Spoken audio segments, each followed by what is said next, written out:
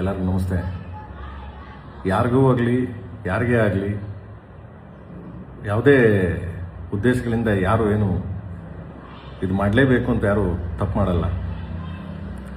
So ನಾನು ಪ್ರತಿ ಹಂತದಲ್ಲೂ ಪ್ರತಿ ಸಿನಿಮಾಗಳಲ್ಲೂ ಸಾಂಗ್ಗಳು ಬರ್ತೀನಿ. ದೇವ್ರ ಬಗ್ಗೆ ಸಾಂಗ್ ಬರ್ತೀನಿ, ಲವ್ ಬಗ್ಗೆ ಸಾಂಗ್ ಬರ್ತೀನಿ, ಮದರ್ ಬಗ್ಗೆ ಸಾಂಗ್ ಬರ್ತೀನಿ, ಅಣ್ಣ ತಮ್ಮ ಬಗ್ಗೆ ಸಾಂಗ್ ಬರ್ತೀನಿ. ಪ್ರತಿ ಹಂತದಲ್ಲೂ ಬೇರೆ ಬೇರೆ ಕಂಟೆಂಟ್ ಸಾಂಗ್ ಬರ್ತೀನಿ. ತುಂಬ ಪ್ರೀತಿ, ತುಂಬ ಪ್ರೋತ್ಸಾಹಿಸಿ ನನ್ನ ಈ ರೇಂಜ್ಗೆ ತಗೊಂಬಂದು ನಾನು ಎಲ್ಲರೂ ನನ್ನ ಸಾಂಗ್ಗಳ ಪ್ರೀತಿಯಿಂದ ಕೇಳಿ ಗೆಲ್ಸಿದ್ದೀರ. ಪ್ರೇಮ್ ಸಿನಿಮಾ ಬರ್ತದೆ ಅಂತಂದರೆ ಏನು ಸಾಂಗ್ ಜೋರಾಗಿ ಮಾಡಿರ್ತಾನೆ ಅನ್ನೊಂದು ತುಂಬ ಕುತೂಹಲ ಇಟ್ಕೊಂಡು ತುಂಬ ಅದರಿಂದ ಕಾಯ್ತಿರ್ತೀರ. ಸೊ ಅದಕ್ಕೆಲ್ಲ ನಾನು ಯಾವಾಗಲೂ ನನ್ನ ಕೊನೆ ಉಸಿರಿರೋರು ನಿಮ್ಗೆ ಚಿರುಣೆ ಆಗಿರ್ತೀನಿ. ಬಟ್ ಈ ಸಾಂಗ್ ಬರೆದಾಗ ನಾನು ನನ್ನ ದೃಷ್ಟಿಕೋನದಲ್ಲಿ ನಾನು ಬರೆದೆ. ಒಂದು ಬಾಟ್ಲು, ಒಂದು ಉಪ್ಪಿನಕಾಯಿ, ಸೊ ಇದನ್ನ ಕಂಟೆಂಟ್ ಇಟ್ಕೊಂಡು ನಾನು ಬರೆದೆ. ಒಂದು ವರ್ಡ್ನ ತೆಗೆದು ಹಿಂದೆ ಹಾಕ್ಬೋದಾಗಿತ್ತು, ಬಾಟಲ್ನ ಮೇಲೆ ಎತ್ತಿ ಅಂತ ಹಾಕ್ಬೋದಾಗಿತ್ತು. ನನಗೆ ಕುತೂಹಲ ಇರಲಿ ಅಂತ ತಗೊಂಬಂದಲ್ಲಿ ಎಂಡಲ್ ಆಗ್ತೆ. ಯಾಕೆ ಕುತೂಹಲ ಇರಲಿ ಅಂದರೆ, ಒಂದು ಸಾಹಿತ್ಯ ರಚನೆ ಮಾಡಬೇಕಾದ್ರೆ ಒಬ್ಬ ಸಾಹಿತಿ ಹಂಗೂ ಮಾಡ್ಬೋದು ಹೀಗೂ ಮಾಡ್ಬೋದು ಅಂತ, ಅದನ್ನು ನಾನು ಒಲಗರ ರೀತಿಯಲ್ಲಾಗಲಿ ಬೇರೆ ಯಾರಿಗಾರು ನೋಯಿಸ್ಬೇಕು ಅಂತ ಆಗಲಿ, ಯಾರಿಗೂ ತೊಂದರೆ ಕೊಡಬೇಕು ಅಂತಾನೆ ಆಗಲಿ ಯಾವ ಉದ್ದೇಶಕ್ಕೂ ಮಾಡ್ದೋನಲ್ಲ ನಾನು. ಯಾಕಂದರೆ ಇವತ್ತಿನವರೆಗೂ ನಾನು ಮಾಡಿಲ್ಲ, ನನ್ನ ಸಾಯೋವರೆಗೂ ನಾನು ಮಾಡೋದು ಇಲ್ಲ. ನನಗೆ ಅದು ಅವಶ್ಯಕತೆಯೂ ಇಲ್ಲ ನನಗೆ. ಸೊ ಇದರಿಂದ ಸುಮಾರು ಜನಕ್ಕೆ ಅದು ಯಾವ ದಿಕ್ಕಲ್ಲಿ ಅದನ್ನು ಅರ್ಥ ಮಾಡ್ಕೊಂಡಿದ್ದಾರೋ, ಸೊ ನನಗದು ಗೊತ್ತಿಲ್ಲ. ನನ್ನ ಅರ್ಥದ ಪ್ರಕಾರ ನನ್ನ ಬರೀಬೇಕಾದ್ರೆ ನಾನು ಈ ಅರ್ಥದಲ್ಲಿ ಅದನ್ನು ಹೇಳಿದೆ. ನಾನು ಮೀಡಿಯಾ ಮುಂದೆನೂ ಅದನ್ನು ಹೇಳಿದೆ. ನಾನು ಆದರೂ ತುಂಬ ಜನ ನನ್ನ ಪ್ರೀತಿ ಮಾಡೋರು, ನನ್ನ ತುಂಬ ಹೃದಯ ಕತ್ತರುವಂಥದ್ದಾಗೋರು, ನನ್ನ ಫ್ಯಾನ್ಸ್ಗಳಾಗಲಿ, ನನ್ನ ಫ್ಯಾಮಿಲಿ ಆಗಲಿ, ಎಲ್ಲರೂ ನಾನು ತುಂಬ ಪ್ರೀತಿ ಮಾಡೋರು.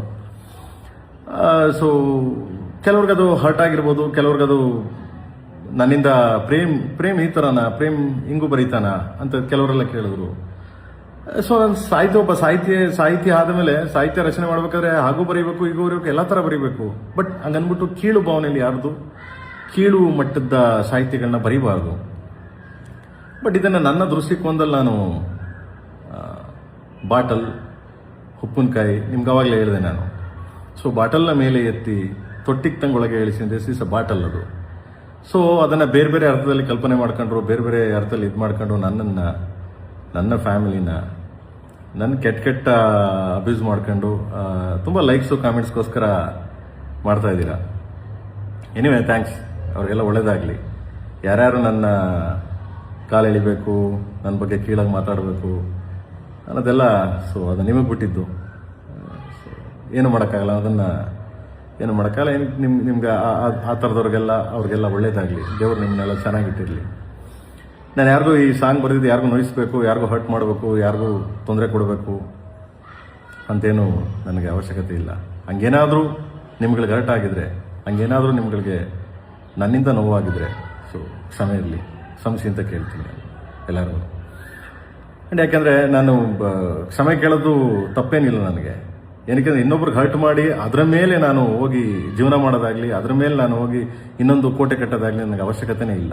ಯಾಕಂದರೆ ನೀವಿದ್ರೆ ನಾನು, ಸೊ ನೀವೆಲ್ಲ ಸಪೋರ್ಟ್ ಮಾಡೋದ್ರಿಂದ ನಾನು, ಸೊ ಅದರಿಂದ.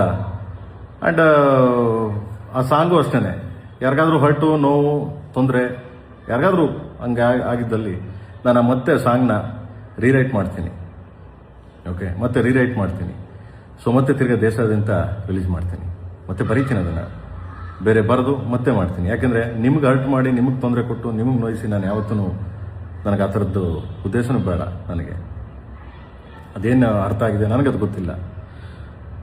ಸೊ ಆ ಹಿಂದಿ ಸಾಂಗು ಬರಿಬೇಕಾದ್ರೂ ಅಷ್ಟೇ ಕೆಲವು ವರ್ಡ್ಸ್ಗಳು ನನಗೆ, ಕೆಲವು ವರ್ಡ್ಸ್ಗಳಾಗುತ್ತೆ, ಸಮ್ ವರ್ಡ್ಸ್ಗಳು ನನಗೆ ಇದಾಗುತ್ತೆ, ಕೆಲವು ಜಾಸ್ತಿ ವರ್ಡ್ಸ್ಗಳು ನಂಗೆ ಗೊತ್ತಿಲ್ಲ ಹಿಂದಿ. ಬಟ್ ಹಿಂದಿ ಬರೆದಿದ್ದು ನಮ್ಮ ರಕೀಬ್ ಅಲಮೂರು ಏಕಾಏಕಿ ಅದೊಂದು ಸ್ಟೇಟ್ಮೆಂಟ್ ಕೊಟ್ಟರು ಅವರು, ಇಲ್ಲ ನನಗೆ ಕನ್ನಡ ಏನಿತ್ತು ಅದನ್ನೇ ಬರೆದಿದ್ದೀನಿ ನಾನು ಅಂತ. ಕನ್ನಡದಲ್ಲಿ ತುಂಬ ಚೆನ್ನಾಗಿದೆ ಸಾಹಿತ್ಯ. ಕೆಲವು ವರ್ಡ್ಸ್ಗಳು ಅವ್ರಿಗೆ ಯಾರ್ಯಾರಿಗೆ ಅರ್ಥ ಆಯಿತು ಗೊತ್ತಿಲ್ಲ, ಬಟ್ ಹಿಂದಿ ನನಗೆ ಅರ್ಥ ಆಗಲಿಲ್ಲ ಅದು. ಸೊ ಬಟ್ ಕೆಲವು ಲ್ಯಾಂಗ್ವೇಜ್ ನನಗೆ ಪ್ರಾಬ್ಲಮ್, ಅದು ಎಲ್ಲರಿಗೂ ಗೊತ್ತೇ ಇದೆ. ಏನಿವೆ ಪಾಪ ರಕೀಬ್ ಅಲಮೂರು ಪಾಪ ಕಾಂಟ್ರವರ್ಸಿ ಆಯಿತು, ಆ ದೃಷ್ಟಿಯಿಂದ ಅವರು ಆ ಥರ ಹೇಳಿದ್ದಾರೆ. Anyway, so is my writer. And ಎಲ್ಲ ಸಾಂಗ್ ಅವರೇ ಬರೆದಿರೋದು, ಶಿವ ಶಿವ, ಸಟ್ಟಾಗಲ್ಲ, ಆ್ಯಂಡ್ ಆಲ್ ಸಾಂಗ್ಸ್, ನುಗ್ಗೆ ಹೊಡಿ, ಕಮಾನ್ ಕಾಳಿ, ಎಲ್ಲ ಸಾಂಗ್ ಅವರೇ ಬರೆದಿರೋದು. ಆ್ಯಂಡ್ ಸೊ ಅದು ಪಾಪ ಅವರು ಸಂಜಾಯಿಸ್ಕೊಳ್ಳಲಿಲ್ಲ and it's okay.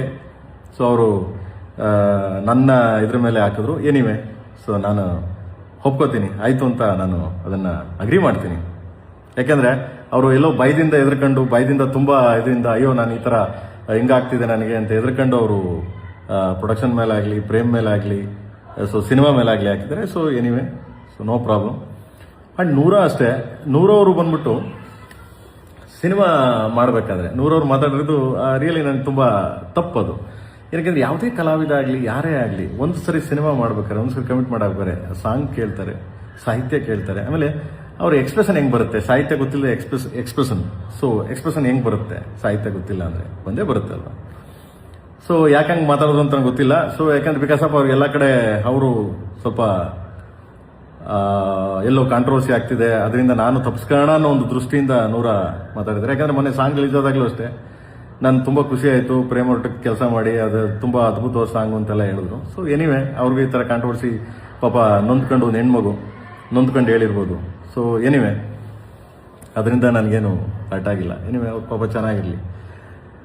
And so ಈ ಸಾಂಗ್ನ ನಾನು ಮತ್ತೆ ರೀರೈಟ್ ಮಾಡಿ ನಿಮ್ಗೆ ಯಾರಿಗೂ ತೊಂದರೆ ಆಗ್ದಂಗೆ, ನಿಮ್ಗೆ ಯಾರಿಗೂ ಹರ್ಟ್ ಆಗ್ದಂಗೆ, ಸೊ ಮತ್ತೆ ಇದನ್ನು ಅಪ್ಲೋಡ್ ಮಾಡ್ತೀನಿ. ಓಕೆ. ಆ್ಯಂಡ್ ಯಾರಿಗಾದ್ರೂ ನಿಮ್ಗೆ ಹರ್ಟ್ ಆಗಿದ್ರೆ, ಸೊ ಯಾರಿಗಾದ್ರೂ ನನ್ನಿಂದ ನಿಮ್ಗೆ ತೊಂದರೆ ಆಗಿದ್ರೆ, ನನ್ನಿಂದ ನಿಮಗೆ ನೋವಾಗಿದ್ರೆ, ಸೊ ಕ್ಷಮೆ ಇರಲಿ. ನನ್ನ ಕಡೆಯಿಂದ, ನನ್ನ KD ಟೀಮ್ ಕಡೆಯಿಂದ ಹಾಗೂ KVN ಪ್ರೊಡಕ್ಷನ್ ಕಡೆಯಿಂದನೂ ನಾನು ನಿಮ್ಗಳಿಗೆಲ್ಲ ಕ್ಷಮೆ ಕೇಳ್ತೀನಿ. And thank you. ಅತಿ ಶೀಘ್ರದಲ್ಲೇ ಅದನ್ನು ಬೇರೆ ಚೇಂಜ್ ಮಾಡಿ ಸೊ ಅಪ್ಲೋಡ್ ಮಾಡ್ತೀನಿ. Thank you. ಆ್ಯಂಡ್ ಎಲ್ಲರಿಗೂ ಯುಗಾದಿ ಹಬ್ಬದ ಶುಭಾಶಯಗಳು. ಸೊ ಚೆನ್ನಾಗಿರಿ, ಖುಷಿಯಿಂದಿರಿ.